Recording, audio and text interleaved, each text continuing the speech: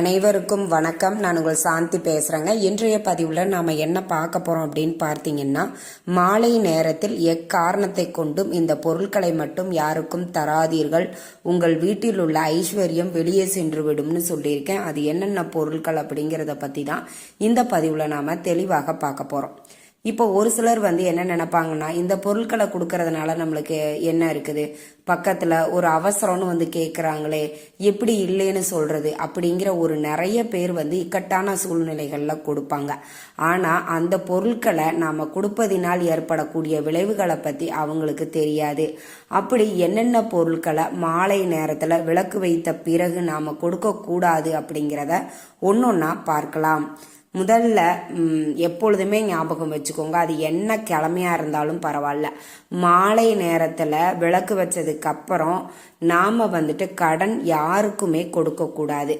நான் சொல்வது ரொம்ப ஒரு மருத்துவ செலவு உயிர் போல நிலைமையில இருக்கிறாங்க, அவங்களுக்கு ஆப்ரேஷன் பண்ணணும்னு பணம் கேட்குறாங்க அப்படின்னா அதுக்கு கொடுக்கலாம். ஆனால் நிறைய பேர் இன்னைக்கு கடன் கேட்பாங்க, காலையில் வாங்கிக்கோங்க அப்படின்னு சொல்லி நம்ம காலையில் கொடுத்தாலும் பரவாயில்லை அப்படிங்கிறதுக்காக நீங்கள் அது மாதிரியான விஷயங்கள் எதுக்காக கடன் கேட்குறாங்கன்றதை பொறுத்து கொடுங்க. ஆனால் பொதுவாக கடன் 6 மணிக்கு மேலே நாம் கொடுக்கறத அவாய்ட் பண்ணிக்கோங்க. அது ரொம்ப ரொம்ப நல்ல பலன்களை நம்மளுக்கு கொடுக்கும். கடன் வாங்குறவங்களுக்கும் அது நல்லது இல்லை, கடன் கொடுக்குறவங்களுக்கும் அது நல்லது இல்லை.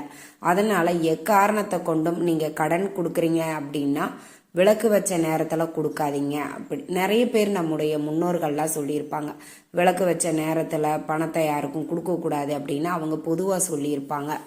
அதனால் கண்டிப்பாக நான் சொல்கிறேன், பணம் கடனாகவோ இல்லை நாளைக்கு கொடுத்துட்றேன் அப்படின்ற மாதிரியாக கூட நீங்கள் யாருக்குமே கடன் கொடுக்காதீங்க.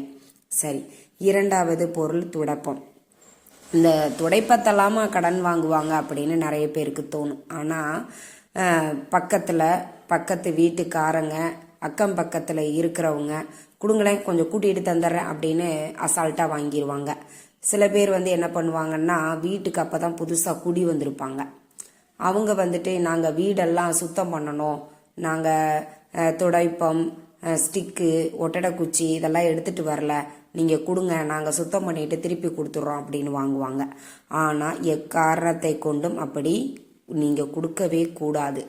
அதுவும் விளக்கு வச்ச நேரத்தில் நீங்கள் கண்டிப்பாக யாருக்குமே இந்த துடைப்பத்தை தானமாகவோ இல்லை கடனாகவோ நீங்கள் கொடுக்கவே கூடாது. மூன்றாவது பால், தயிர். பால், தயிர் இது எதுவுமே பார்த்தீங்கன்னா நாம் 6 மணிக்கு மேலே கொடுக்கக்கூடாது. பால், தயிரில் உர ஊற்றுறதுக்காக கொஞ்சமாக இருந்தால் கொடுங்களேன் அப்படின்னு கேட்பாங்க. ஆனால் இந்த பாலும் தயிரும் மகாலட்சுமிக்கு உகந்த பொருட்கள். அதனால் இதை மகாலட்சுமி நம்ம வீட்டுக்குள்ளே வரும்பொழுது அந்த நேரத்தில் நம்ம இதை கொடுக்கவே கூடாது. அதையும் நீங்கள் ஞாபகத்தில் வச்சுக்கோங்க. அதற்கு அடுத்தது மஞ்சள். இந்த மஞ்சள் பார்த்தீங்கன்னா, நம்ம மஞ்சள் குங்குமம் சுமங்கலி பெண்களுக்கு தாம்பூலமாக கொடுக்கலாம். ஆனால் கடனாக விளக்கு வச்ச நேரத்தில் இந்த பொருட்களை நீங்கள் கொடுக்கக்கூடாது. அதையும் நீங்கள் ஞாபகம் வச்சுக்கோங்க. மஞ்சள் ரொம்ப மங்களகரமானது. அதனால் கண்டிப்பாக அது மாதிரியான பொருட்களையும் நீங்கள் தானமாகவோ கடனாகவோ கொடுக்கக்கூடாது. இன்னொன்று பார்த்தீங்கன்னா, வெங்காயம், பூண்டு, ஒரு 2 வெங்காயம் தாங்க, நான் அப்புறமா கொடுத்துட்றேன் அப்படின்னு பக்கத்தில் கேட்பாங்க. பூண்டு தீந்து போச்சு, கொஞ்சம் கொடுங்க, நான் அப்புறமா வாங்கிட்டு வந்த உடனே உங்களுக்கு திருப்பி கொடுத்துட்றேன் அப்படின்னு வாங்குவாங்க. அவங்க திருப்பியே கொடுத்தாலும் சரி, நாம் கடனாக கொடுக்கவோ வாங்கவோ இந்த பொருட்களை செய்யவே கூடாது. இந்த வெங்காயம், பூண்டு இது எல்லாமே பார்த்தீங்க அப்படின்னா நம்ம சமையல் அறையில் அன்றாடம் நம்ம சமையலுக்கு பயன்படுத்தக்கூடிய பொருட்கள். இதையுமே கட்டாயம் நீங்கள் கொடுக்கவே கூடாது. அதே மாதிரி உப்பு. பொதுவாக உப்பு, கடுகு, எண்ணெய் இது எதுவுமே கடனாகவோ இல்லை சும்மா பக்கத்தில் கேட்குறாங்க, நம்மக்கிட்ட தான் இருக்குதே கொடுப்போமே அப்படின்னு தானமாகவோ கொடுக்கவே கூடாதுங்க.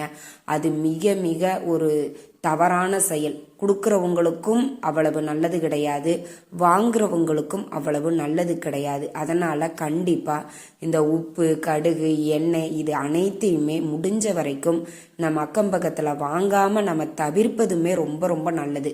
ஃபஸ்ட்டு நம்ம வாங்க ஸ்டார்ட் பண்ண உடனே தான் அவங்களும் ஒரு பொருள் கேட்பாங்க. இப்போ பக்கத்தில் வந்து ஒரு பொருள் கேட்குறாங்கன்னா நம்ம இல்லைன்னு சொல்லிட்டோன்னா அதவே ஒரு 2 தடவை நம்ம ரிப்பீட்டட் பண்ணிட்டோன்னா திருப்பி வந்து அவங்க நம்மக்கிட்ட கேட்க மாட்டாங்க. அவங்க கொஞ்சம் சங்கடப்பட்டாலும் பரவாயில்ல, அவங்களுக்கு சொல்லி நீங்கள் புரிய வச்சாலும் பரவாயில்ல, கண்டிப்பாக இது மாதிரியான பொருட்களை வந்து நீங்கள் கடனாகவோ தானமாகவோ கொடுக்கவே கூடாது. உங்கள் வீட்டில் இருக்கக்கூடிய ஐஸ்வர்யங்கள் வெளியே சென்று விடும் அப்படிங்கிறது தான் நிதர்சனமான உண்மை. முன்னோர்கள்லாம் நம்மளுக்கு வந்து காரணம் இல்லாமல் எதையுமே சொல்லி வைக்க மாட்டாங்க. அவங்களாம் சொல்லுவாங்க, மாலை நேரத்தில் தலையை விரித்து போட்டுட்டு உட்காரக்கூடாது, படியில் விளக்கு வச்ச நேரத்தில் உட்காரக்கூடாது. ஏன்னா மகாலட்சுமி உள்ளே வரக்கூடிய நேரத்தில் தலையை விரித்து போட்டுட்டோ படிகள்லையோ நம்ம ஒரு தடையாக உட்காரக்கூடாது அப்படிங்கிறதுக்காக தான் அவங்க வந்து அந்த மாதிரி சொல்லி வச்சாங்க. இது மாதிரியான மாலை நேரத்தில் நாம் வந்து இந்த மாதிரி விஷயங்களை செய்யக்கூடாது.